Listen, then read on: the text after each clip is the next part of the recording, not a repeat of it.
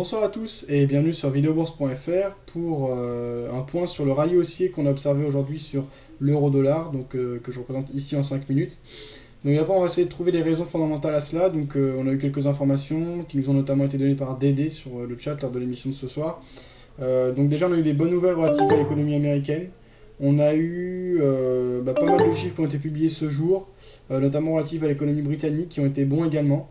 Alors par rapport à l'économie européenne, on a eu l'indice ZEW, donc allemand, qui a été par contre mauvais, mais dans l'ensemble c'était vraiment des bonnes nouvelles, donc plutôt rassurantes. Donc ces chiffres positifs éloignent un scénario en double creux, d'autant qu'aujourd'hui Warren Buffett a indiqué qu'il ne pensait plus désormais qu'un scénario en double creux s'observerait. Donc après on n'est jamais sûr de rien, mais on a pas mal de grands noms qui vont dans ce sens. Donc ça rassure les marchés, donc les fondements semblent être en partie liés à cela. On a également eu BAL 3 qui s'est tenu récemment. Les prises de décision et donc les divers conséquences de ce type de réunion peuvent se ressentir par la suite. C'est peut-être également sur ces arguments que les marchés ont accéléré. Alors fondamentalement, je ne suis pas un spécialiste, ça je pense que tout le monde le sait. Techniquement, ce que j'observe aujourd'hui, c'est une très forte accélération haussière.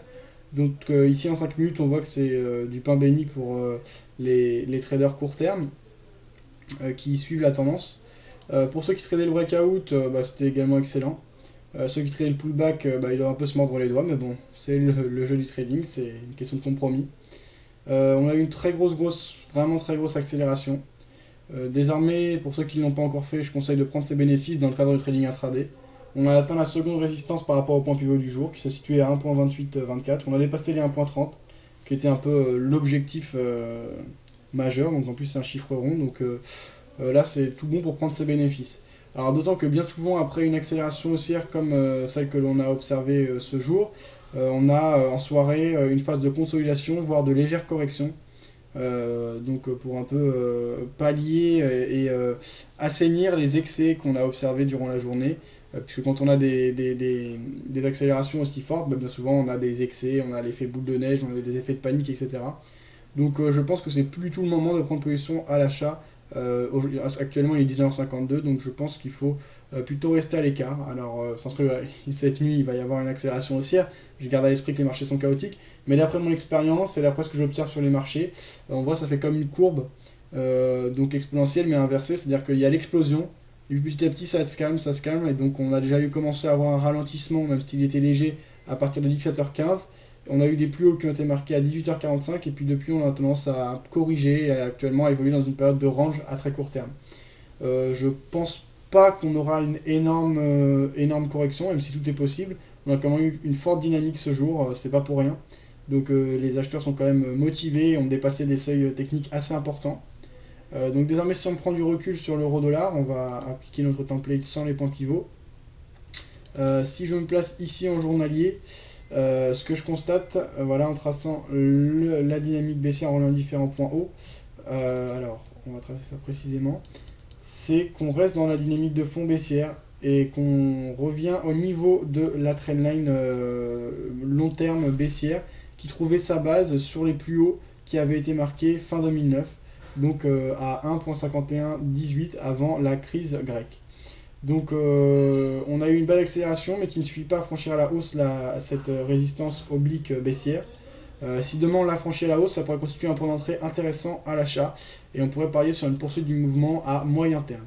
Alors si je prends le retracement de Fibonacci de cette dynamique baissière, on constate qu'on est revenu quasiment au niveau des 50% durant le mois d'août, avant la belle correction d'août. Aujourd'hui, on a eu une très forte accélération qui nous ramène vers la zone des 38.2. On sent quand même une belle pression acheteuse ces derniers mois sur l'euro-dollar. Donc des acheteurs qui ont la main mise à moyen terme. Une sortie à la hausse ne m'étonnerait pas plus que ça. Cependant, je ne vais pas anticiper les mouvements, j'attends qu'on me le prouve. Pour ceux qui veulent jouer des scénarios de rebond, il faut attendre un signal clair d'affaiblissement. Mais il faut surveiller la zone actuelle puisqu'on est quand même juste en dessous d'une résistance majeure. La moyenne mobile exponentielle de 100 tient bon pour le moment, elle fait toujours office de zone de résistance, même si elle n'est pas des plus crédibles, puisqu'elle avait été franchie, puis refranchie à la baisse durant le début du mois d'août. Vraiment, la zone importante ici, c'est la trendline, donc la résistance oblique baissière. Dans le cadre d'une prise de position en cas de franchissement à la hausse de la trendline, que ce soit sur breakout ou sur pullback, je pense que l'objectif assez logique serait le retour vers les 50% qui se situe aux alentours des 1.35. Donc on pourrait chercher par exemple 1.3480 ou 1.3450 si on plaçait son objectif en dessous de ce niveau. Le stop loss me semblerait judicieux sous la trendline haussière, donc le support oblique haussier que l'on peut tracer en reliant les différents points bas de juin et de ce début du mois de septembre. En cas de rebond baissier, ce qui n'est pas le cas pour le moment, donc on va pas anticiper, mais on va simplement donner une idée. Il faudra déjà attendre une vraie confirmation du signal. L'idée est d'attendre un franchissement à la baisse de la trendline haussière, donc on a vraiment le temps. Un objectif intéressant serait le ralliement des précédents plus bas que l'on a marqué, donc début juin, en se protégeant au-dessus de la trendline baissière. Donc on est sur un seuil très important, donc on garde l'œil ouvert sur l'euro-dollar. Bravo à ceux qui ont profité du rallye haussier de ce soir. Il faut savoir ne pas être trop gourmand et on attend maintenant des signaux plus clairs à moyen terme. Bonne soirée à tous et à bientôt sur videobourse.fr.